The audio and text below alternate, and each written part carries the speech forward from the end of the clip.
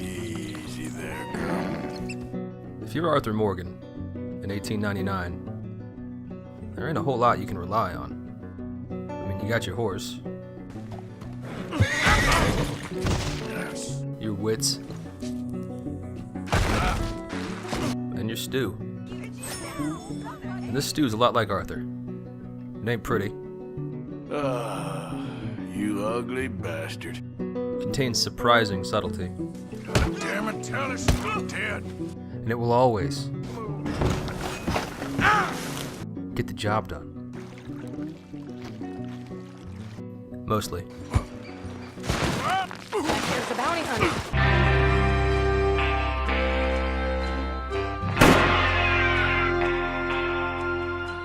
Alright, I can't keep going with this. I love this game too much. I love Arthur Morgan too much. He's one of my favorite characters in fiction in recent memory.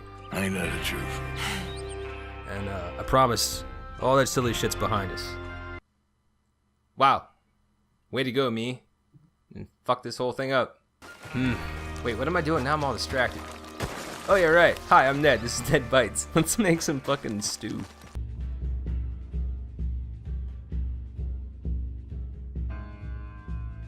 Okay, here's the quick list of ingredients, and believe me, these are all at least game appropriate, if not period appropriate, so I'll explain why as we go along. Root vegetables, we have celery, carrots, potato, garlic, and onion.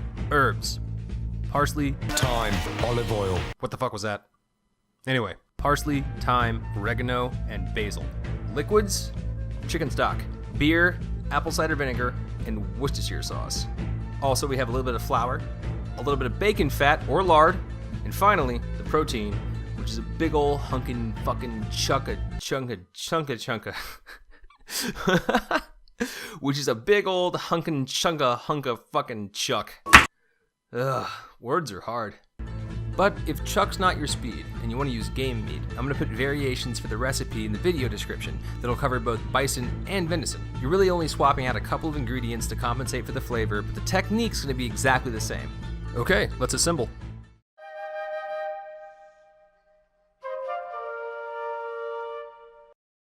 Alright, let's first address our chuck roast. And while you want to save plenty of the fat in this thing, because the fat's going to thicken the stew, it's really important, you might want to cut out anything that looks like a giant Flintstone bone in the middle of it, and put that aside.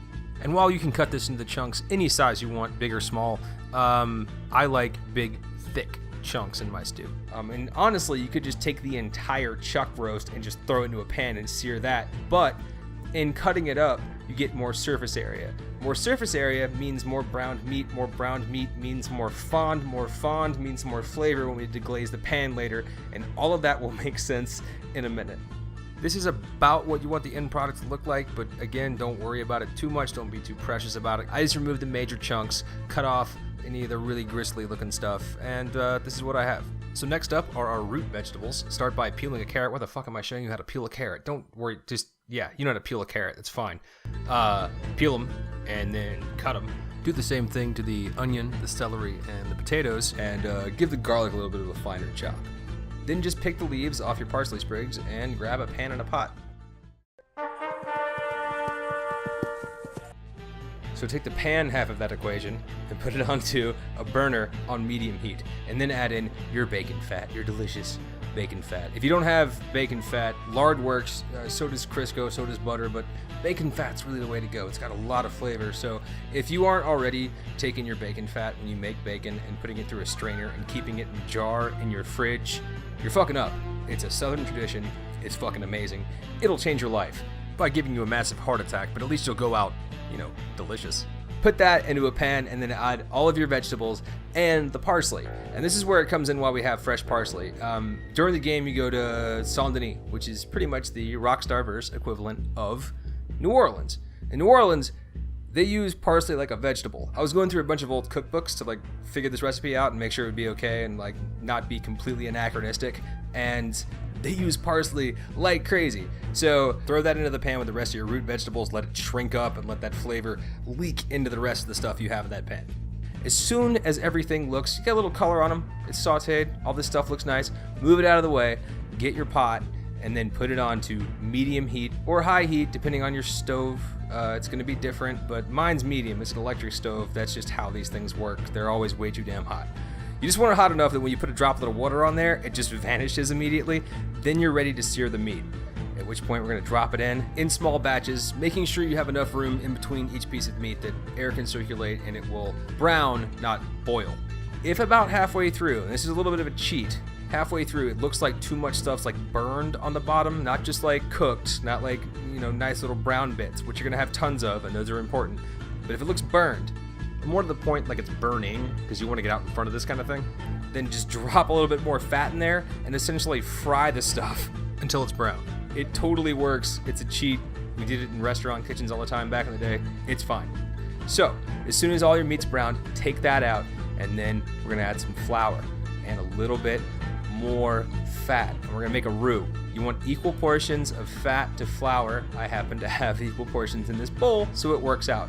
Once you get this, that's a nice thick roux, you're gonna add beer to it.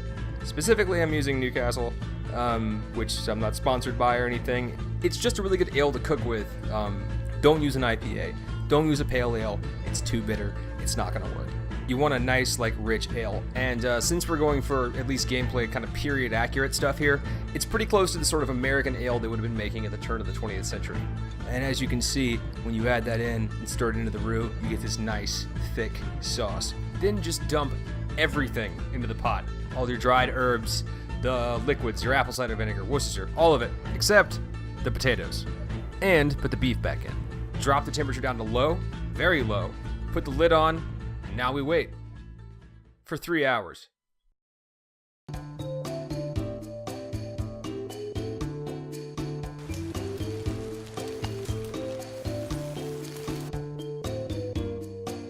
There, girl. This is none of your damn business! You know, that attempt to seem all enigmatic and interesting, that might work for Dutch, but for you, just makes you look stupid. And here we are, 3 hours and 40 minutes later, the potatoes are cooked, and our patience will be rewarded. And before I go, I just kind of have a couple, like, addendums, notes, things like that for this recipe. One of them is, right now, if for any reason you think the broth looks too thin, deny the urge to add any more flour to it or do anything that would thicken it up. Over the course of the next hour or so, it's going to cool and the broth will thicken. In addition, a lot more starch is going to come out of those potatoes, and that's going to thicken the broth too. If you overshoot that and make it too thick, then you just have a bowl full of, like, goop that's just not appetizing at all.